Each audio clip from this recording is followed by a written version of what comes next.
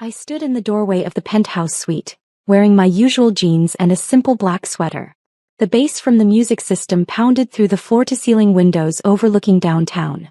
28 men in designer suits and luxury watches turned to stare at me like I'd walked into the wrong dimension. My brother Marcus, 32, stood at the center of the room in a custom Tom Ford tuxedo that probably cost more than most people's monthly rent. His bachelor party was in full swing: champagne towers, catered seafood platters, a private bartender mixing drinks worth $50 each. The Meridian Grand Hotel's crown penthouse, all 4,000 square feet of it, glittered with excess. Riley. Marcus's face twisted with confusion then embarrassment. What are you doing here? I held up the invitation his fiancée Brittany had sent me 3 weeks ago. You invited me. Well, Brittany did. Said family should be here. Marcus's best man, Derek, a hedge fund manager with slicked back hair, looked me up and down with undisguised contempt. Dude, seriously? Your sister showed up dressed like she's cleaning houses. The room erupted in laughter. I'm a brother actually, I said calmly. And these are comfortable. A brother who clearly didn't get the dress code memo, another groomsman called out. This is a 5-star hotel, man. They have standards. Marcus walked over, his face flushed red. Whether from alcohol or embarrassment I couldn't tell. Riley, look, I appreciate you coming, but this is kind of an exclusive thing. The guys and I were celebrating properly. Maybe you should head back to wherever you're staying. I'm staying here, I said simply. Room 2847. Derek nearly choked on his whiskey. You're staying at the Meridian Grand? On what, your warehouse salary? I worked, or rather they thought I worked, managing inventory at a furniture warehouse. It was a job I'd taken 8 years ago, fresh out of community college when Marcus was finishing his MBA at Northwestern. Our parents had poured every resource into Marcus's education, his networking, his career trajectory. I was the practical one, the one who wasn't cut out for business school, as Dad liked to say. The warehouse pays well enough, I said, keeping my voice even. Marcus put his hand on my shoulder, steering me back toward the door. Riley, I'm going to be straight with you. This weekend is costing me $40,000. Penthouse suite, open bar, private chef, bottle service, the works. My groomsmen are all successful professionals. CEOs, investors, entrepreneurs. We're talking business deals, making connections. You being here in your Walmart clothes. It's not the vibe we're going for. I understand, I said softly. Do you? Marcus lowered his voice, but not enough. His friends could still hear every word. Do you understand how hard I've worked to get here? To build this network? These guys are my future business partners. My investors. And you show up looking like you're about to ask if we need the trash taken out. Derek raised his glass. Honestly, Marcus, I thought hotel staff wasn't allowed at guest events. More laughter. Loud, cruel laughter that bounced off the marble floors and designer wallpaper. Maybe Riley can fetch us some fresh towels, someone called out. Or fix the ice machine. Does the hotel know their maintenance guy crashed a private party? I stood there absorbing it all. Every joke, every snicker, every condescending look. My brother didn't defend me. He didn't tell his friends to stop. He just looked at me with a mixture of pity and irritation, like I was a problem he needed to solve before it affected his reputation. You can't even afford the parking here, Marcus said, trying to sound like he was joking but meaning every word. The valet service alone is $200. How do you even get past the front desk? I walked in through the main entrance, I said. Without being stopped by security? That's surprising. Marcus glanced at his Rolex, a graduation gift from our parents that cost $35,000. Look, Riley, I'm trying to be nice here. But you need to go. This isn't your scene. It's never been your scene. I'd heard variations of this my entire life. When Marcus got accepted to Northwestern with a full scholarship, Dad threw a party at the country club. When I got accepted to the local community college, Mom said, well, at least you'll save money on housing. When Marcus landed his first job at a consulting firm making $120,000 a year, they framed his offer letter. When I took the warehouse job at $42,000 annually, Dad asked if I'd considered applying myself more. When Marcus got promoted to senior consultant, they took him to Paris to celebrate. When I got promoted to inventory manager, they sent a congratulatory text message. The pattern had been clear for decades. Marcus was the golden child, the success story, the son who made them proud. I was the practical one, the backup plan, the child they mentioned second at dinner parties. I'll head to my room, I said quietly. Good idea. Marcus actually looked relieved. Maybe order room service, watch a movie. This party's going until 4 a.m. anyway. Bottle service doesn't stop until sunrise. I turned to leave and Derek called out, Hey Riley. If you see any hotel staff on your way out, tell them we need more champagne up here. The Cristal, not the cheap stuff. The entire room erupted in laughter again. I paused at the door, pulled out my phone and opened my encrypted messaging app. I typed quickly, Marcus Thompson, Crown Penthouse. Cancel all suite access effective immediately. Terminate bar service. Remove catering privileges. Guest status revoked. Then I hit send and walked out. The thing about owning a hotel chain is that you learn quickly how to spot entitlement. I'd spent 6 years building Apex Hospitality Group from a single boutique hotel in Austin to a portfolio of 47 properties across 12 states. The Meridian Grand was my flagship. A $340 million property that had been hemorrhaging money when I acquired it 4 years ago. Now it generated $89 million in annual revenue and maintained a 4.8-star rating across all platforms. My family didn't know any of this. They thought I still worked at the warehouse, living in a modest apartment, scraping by on a middle-class salary. I'd let them believe it because the alternative, watching them treat me differently because of money, felt worse than being dismissed entirely. At least when they ignored me it was honest. I walked down the hallway toward the elevators, my phone already buzzing. Michael Chin, the hotel's general manager, was calling. Miss Thompson, I received your message. We're implementing the changes now. How long? I asked. Suite access will be terminated in 90 seconds. The system is already updating. Bar service is being discontinued as we speak, and catering is removing all food and beverage within 5 minutes. Perfect. And Michael? Yes. Make sure Marcus understands this is a permanent revocation. He's no longer welcome at any Apex Hospitality Group property. Add him to the banned guest list across all 47 locations. Understood. Should I have security escort him out? I considered this. Marcus's bachelor party was supposed to last all weekend. They'd booked the penthouse for 3 nights at $18,000 per night, plus another $30,000 in services. He'd told all his groomsmen this was his power move, showing everyone he could afford the best. No, I said finally. Let him try his room key first. I want him to feel confused before he feels consequences. Very good. I'll handle this personally. I hung up and checked my watch. 9:47 p.m. Marcus's key cards would stop working in approximately 30 seconds. I took the elevator down to the lobby level, then walked through the restaurant corridor toward the hotel's private office wing. The Meridian Grand was designed like a small city. Restaurants, bars, a spa, conference centers, even a medical clinic on the 3rd floor. I'd spent 3 years renovating it, turning a dying property into one of the most profitable hotels in the region. My actual room wasn't 2847. That was a junior suite I'd booked under my legal name as a cover story. My real accommodations were the owner's residence, a 2,200 square foot private apartment on the 31st floor with keyed elevator access and complete privacy. But I didn't head there. Instead, I went to Michael's office to watch what was about to unfold. Michael was already pulling up the security camera feeds on his wall of monitors. Penthouse level camera 4, he said, clicking keys. The screen flickered to life, showing the hallway outside Marcus's suite. We waited. At 9:49 p.m., the door to the Crown Penthouse opened. Derek stumbled out, laughing, his suit jacket slung over his shoulder. He walked toward the elevator, probably heading to the lobby bar for more drinks. He pressed the elevator button and waited. Nothing happened. He pressed it again, frowned, pulled out his phone and texted someone. His keycard access is revoked, Michael explained. The elevator won't respond to his call. He's locked on this floor. On screen, Derek looked confused. He walked back to the penthouse door and tried his keycard. The light flashed red. He tried again. Red. What the hell? We could see him mouth through the camera.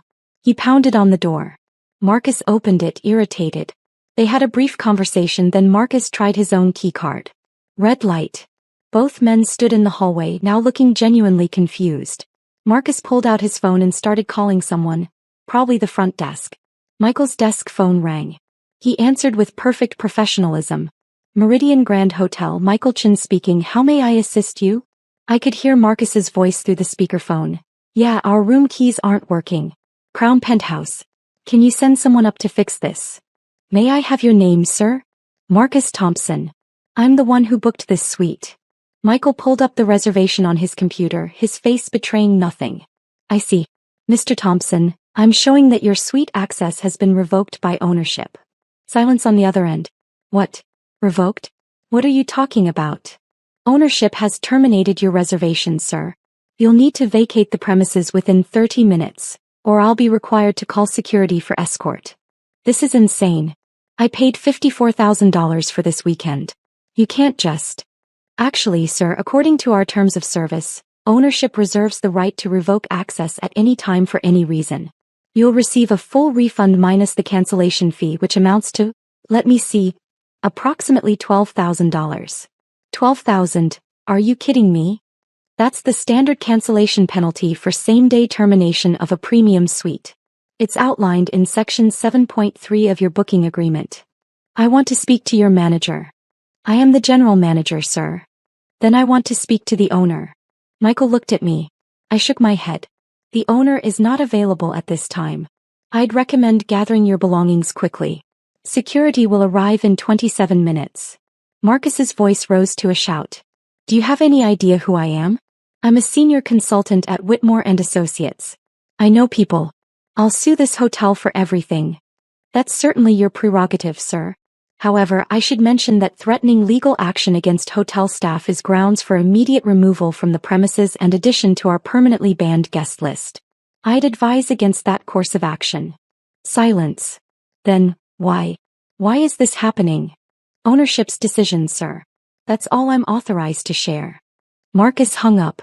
On the security monitors, we watched him and Derek rush back into the suite. The camera inside the penthouse, positioned discreetly near the entrance, showed chaos erupting. Groomsmen were shouting, holding up their keycards, trying to figure out what was happening. The bar service, I said to Michael. He made another call. Remove all beverage service from Crown Penthouse immediately.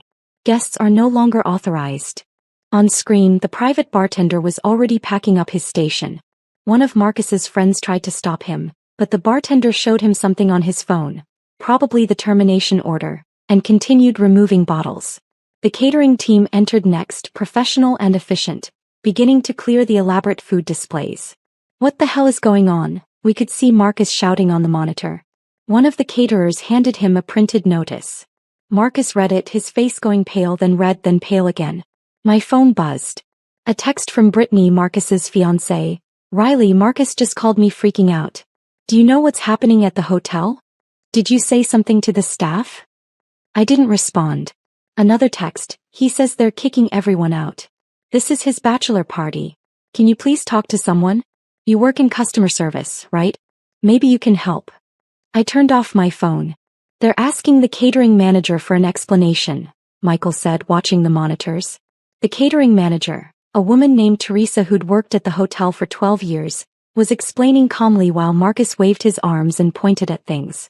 His friends crowded around, all talking at once. Should we send security now? Michael asked. Give them 15 minutes, I said. Let them try to figure it out first. We watched as Marcus made phone call after phone call. He was trying to reach someone, anyone, who could reverse this decision. At one point he called our father. I couldn't hear the conversation, but I could see Marcus's face crumbling as he explained the situation. Probably Dad was telling him to handle it himself, to use his professional network to solve the problem like a businessman would. Derek was on his phone too, apparently calling other hotels. But it was 10:15 p.m. on a Friday night in downtown Chicago.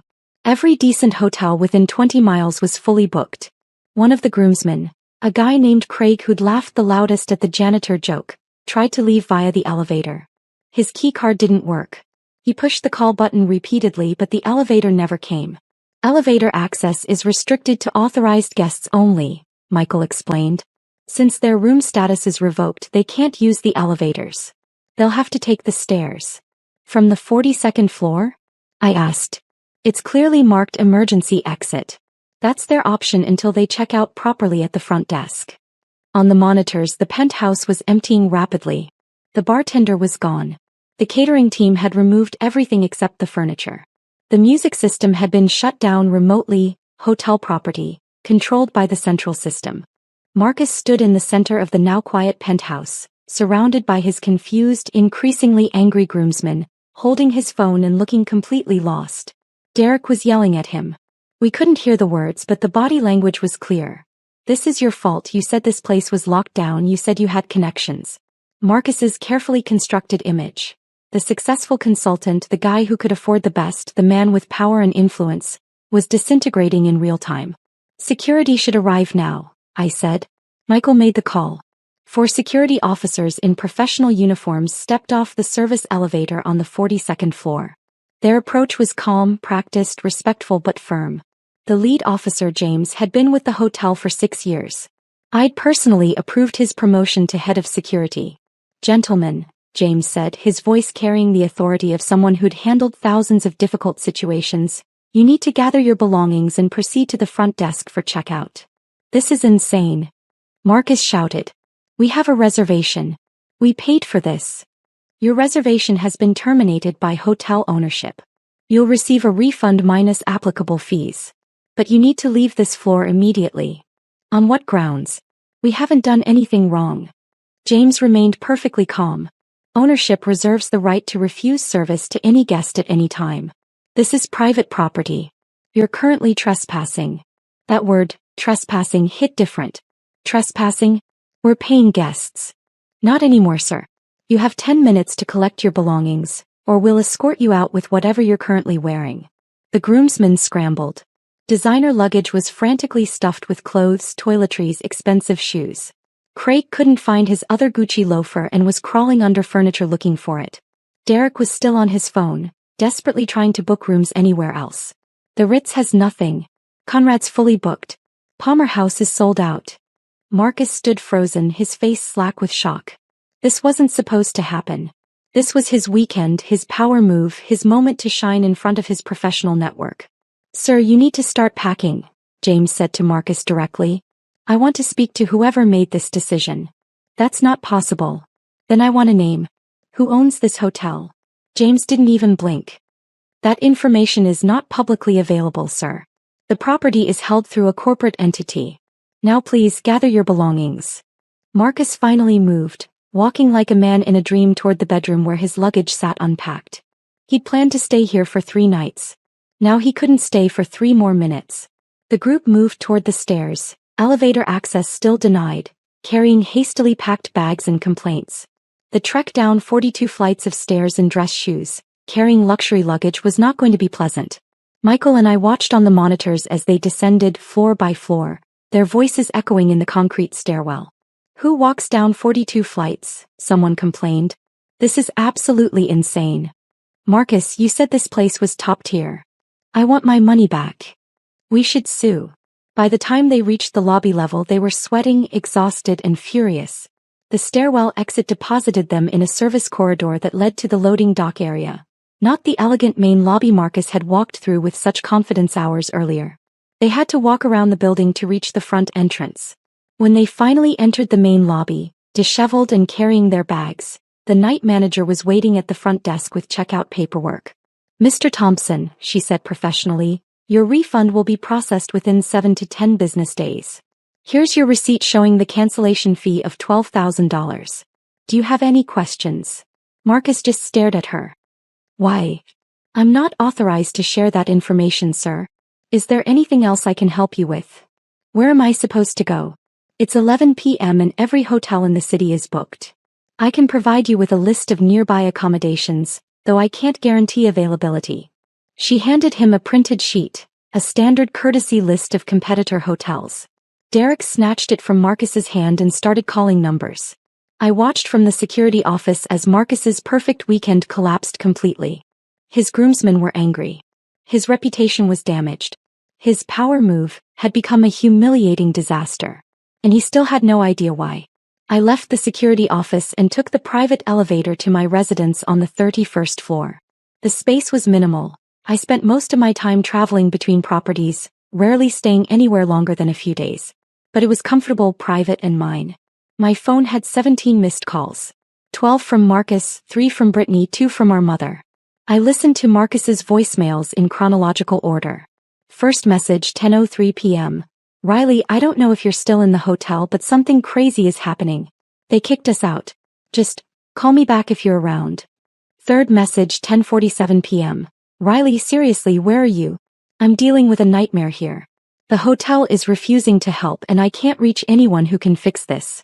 If you see any hotel staff, can you ask what's going on? Seventh message, 11:23 p.m.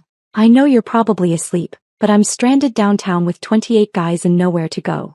Every hotel is booked. I might need to drive back home tonight, which means the whole bachelor party weekend is ruined. This is a disaster. 10th message, 11:58 p.m. Riley, did you say something to the hotel staff? Derek thinks maybe you complained about something? About us? I don't know, it's stupid, but I have to ask.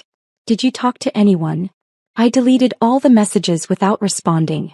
Then I called Michael. Is he still in the lobby? Yes. He's been on the phone for 40 minutes.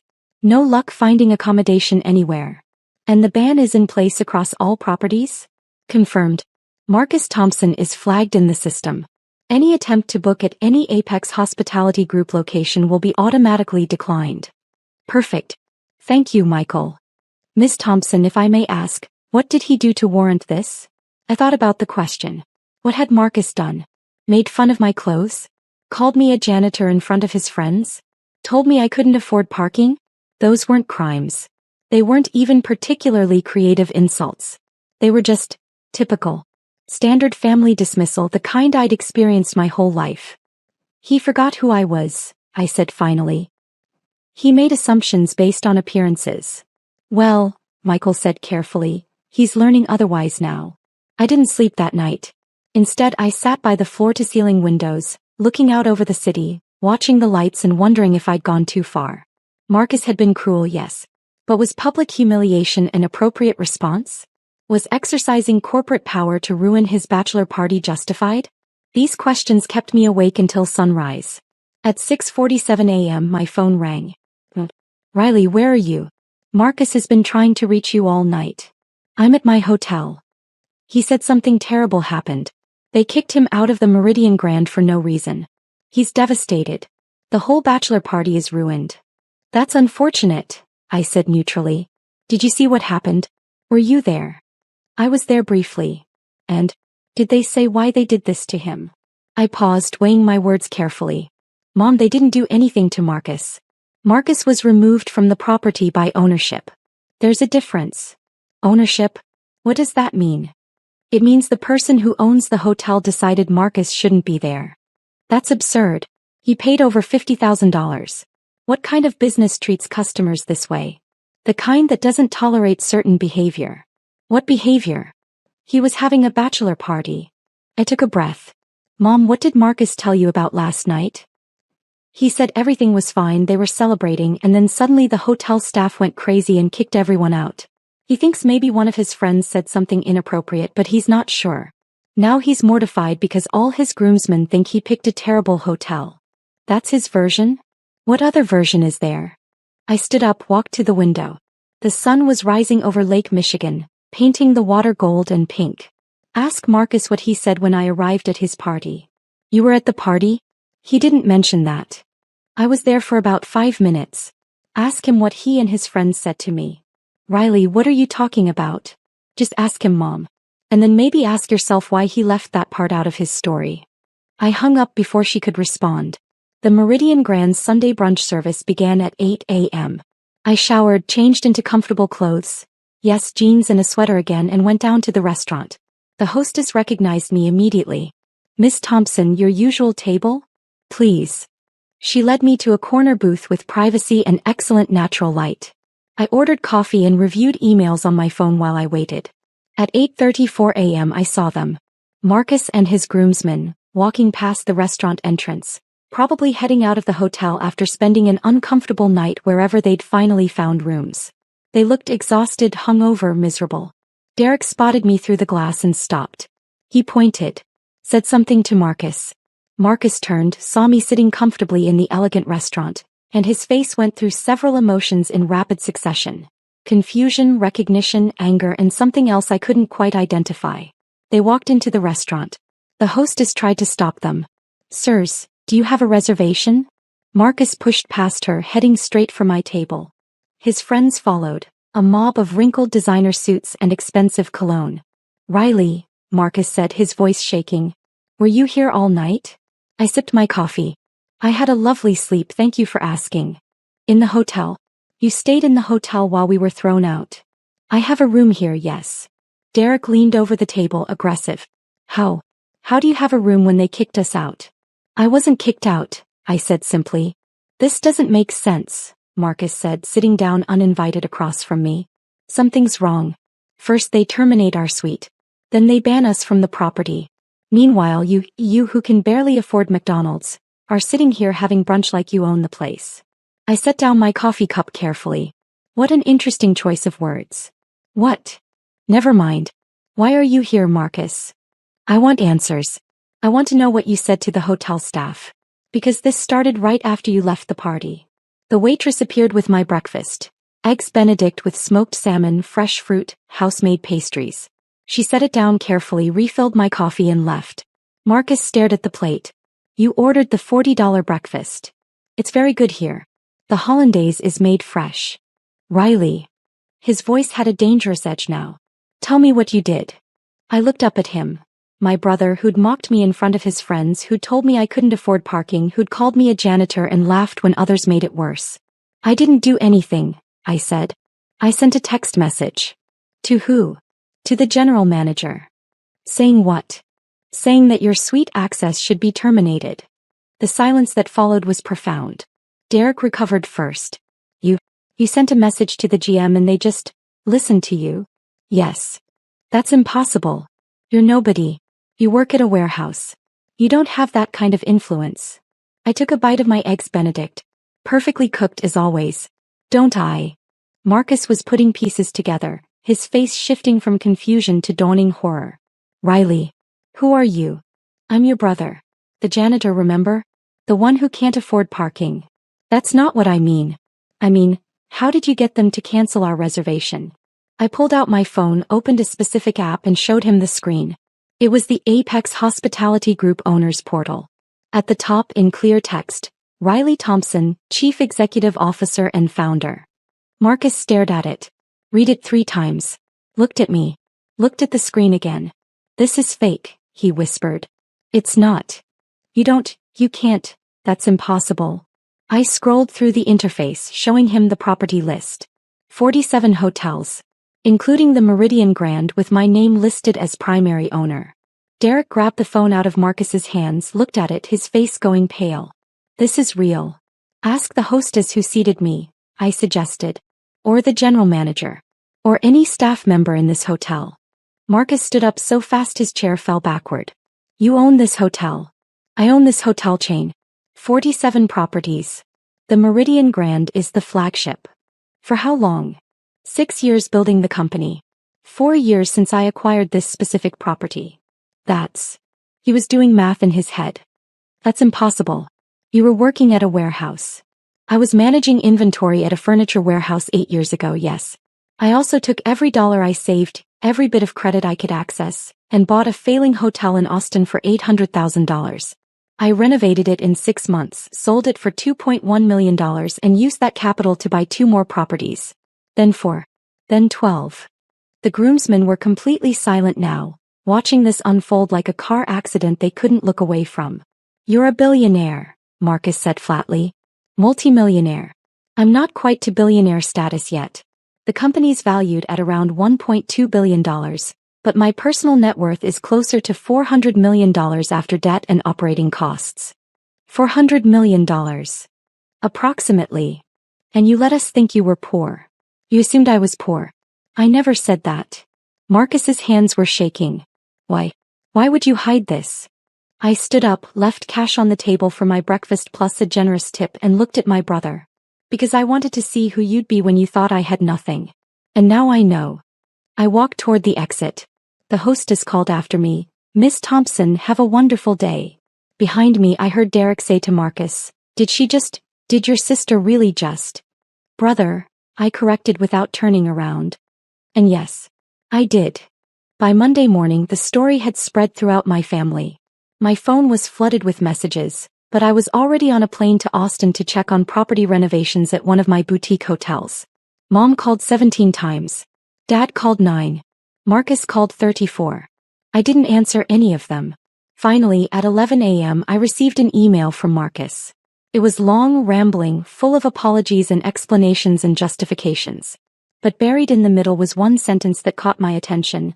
I know I was horrible to you, but I didn't know who you were. That was the problem, wasn't it? He didn't know who I was. And more importantly, it had never occurred to him to find out.